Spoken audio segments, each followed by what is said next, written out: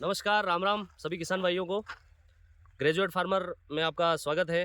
और आज वापस हम हमारे 2 एकड़ का जो प्लॉट है लहसुन और मिर्च का मिश्रित खेती का, वहाँ पे वापस हम विजिट करने आए।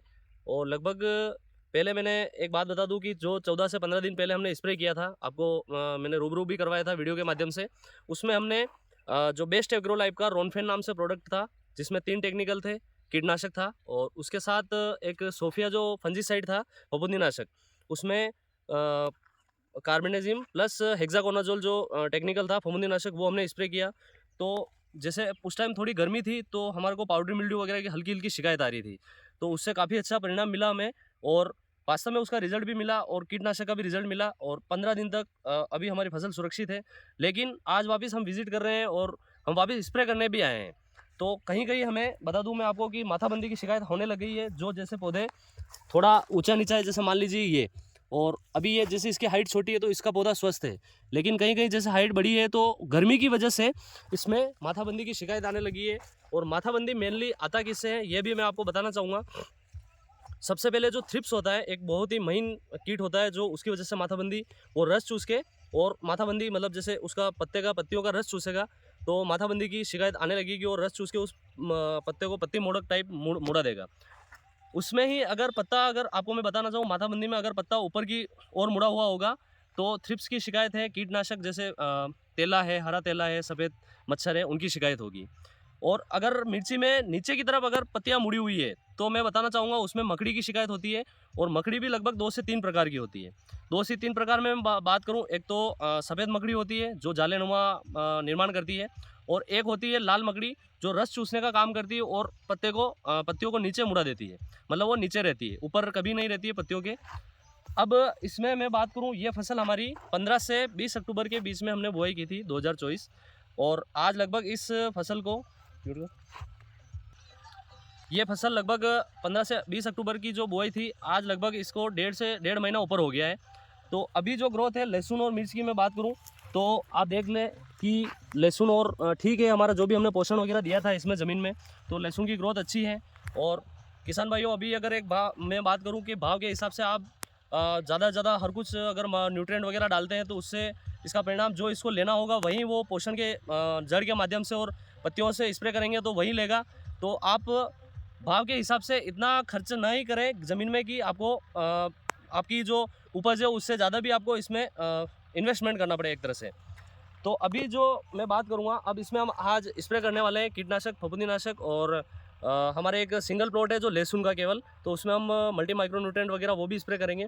लेकिन इसमें अगर बात करूँ तो हमें अभी लगभग फरवरी तक लहसुन को हमारे को लेना है और अच्छी उपज से लेना है। तो हम इसमें एक तरह से ग्रोथ प्रोमोटर यूज़ नहीं करेंगे, उपयोग में नहीं लेंगे, क्योंकि मिर्ची को हमें अभी थोड़ा दबा के रखना है और मिर्ची की चाल धीरे रखनी है। तो उस हिसाब से हम लगभग फरवरी तक इसमें कोई ग्रोथ प्रोमोटर जो होता है या टॉनिक होता है वो हम स्प्रे नहीं करेंगे।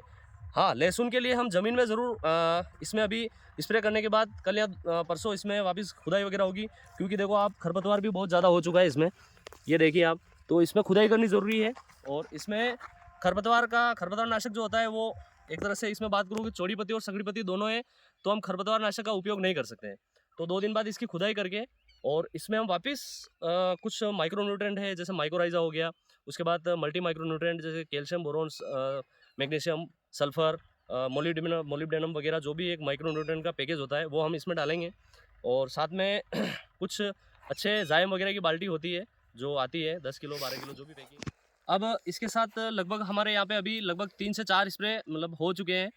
और हमने इसमें अभी तक, एक बात करूं मैं, कि हमने जैसे इस स्टेज पे छोटी छोटी इल्लियाँ का प्रकोप भी होता है। कोई सी भी इल्ली हो, जैसे सफ़ेद इल्ली हो, तंबाकू इल्ली हो, ज़्यादातर वो मतलब कहने का मतलब हरी इल्ली ज़्यादा लगती है मिर्ची और लहसुन में।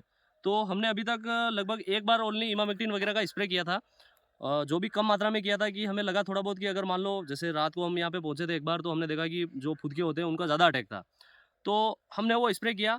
उसके बाद हमें लगा कि ये ज़्यादा ही ज़्यादा इसमें मतलब इल्लियाँ का प्रकोप होने लगेगा, तो उस हिसाब से हमने एक अच्छा हमारा यांत्रिक उपाय सोचा, और आपको मैंने पहले भी बताया था इसके बारे में, तो आज वापस बता देता हूँ। ये भी हमारे बजट में ही है, हर एक किसान इसको ले सकता है। और इसमें ये रात को जो प्रकाश पास है वो जलता है, और ये सोलर के माध्यम से जलता है। दिन में अगर ये चार्ज होता है और रात में इसकी ये लाइट है वो जलती है।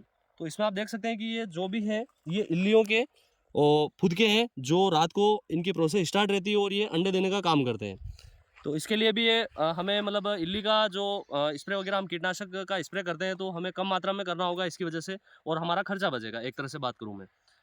अब इसमें मैं बात करूँ कहीं कहीं मतलब पाउडरी मिल्ड्यू की शिकायत भी हमें देखने को मिली, जैसे बहुत ही कम मात्रा में 2 या 3% में, जो लहसुन में भी है और एक तरह से अपन अपनी भाषा में बोलते हैं सफ़ेद मस्सी, जिसमें पत्ते के ऊपर वाइट वाइट पाउडर टाइप जम जाता है। ठीक है, तो उसके लिए भी हम आज वापस फफूंदीनाशक का भी स्प्रे करेंगे और साथ में कीटनाशक और जो माइक्रो न्यूट्रेंट है वो भी हम साथ में स्प्रे करेंगे। धन्यवाद।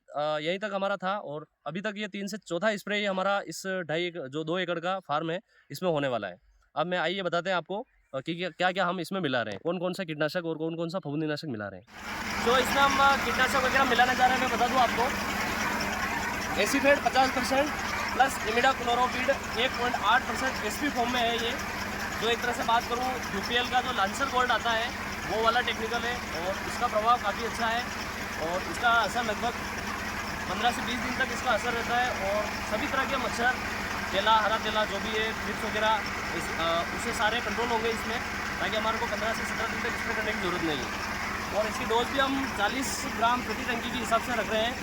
ये 500 लीटर का टैंक है, उसमें 40 ग्राम प्रति टंकी के हिसाब से 15 लीटर पानी में हमने मिलाया। जो नॉर्मल स्प्रे है क्योंकि अगर ज़्यादा मात्राबंदी होती है तो हम उसी हिसाब से फिर बड़े अच्छे टेक्निकल लेंगे।